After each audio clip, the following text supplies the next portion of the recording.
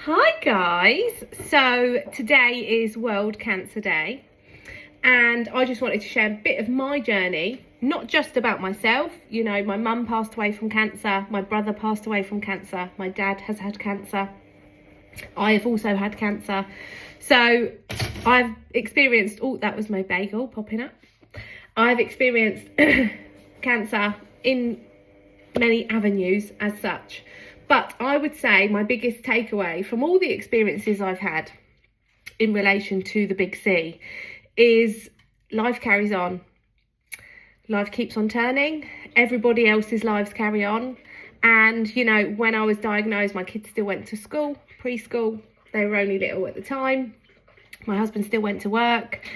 Everything carries on. And I think when you keep a positive attitude and decide to keep up with that life as well, cancer doesn't become your be all and end all. You know, even when you're going through treatment, even when, you know, your body is changing, your physical appearance is changing, you just adapt. You just make it part of who you are and you just keep turning those wheels every day. And I think staying positive through it, and it's not like it's not all sunshines and rainbows, because there are days that it is so brutal and it is so hard to navigate the changes that are going on, how you feel, because some days you're exceptionally poorly. There's, you know, things that are happening to your body that, you know, you never expected.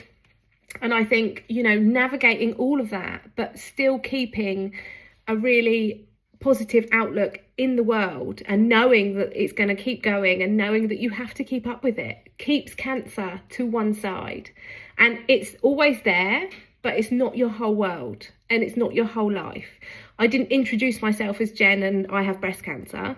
You know, it sometimes may have been obvious just due to my physical appearance, but overall it wasn't. And I just wore a hat.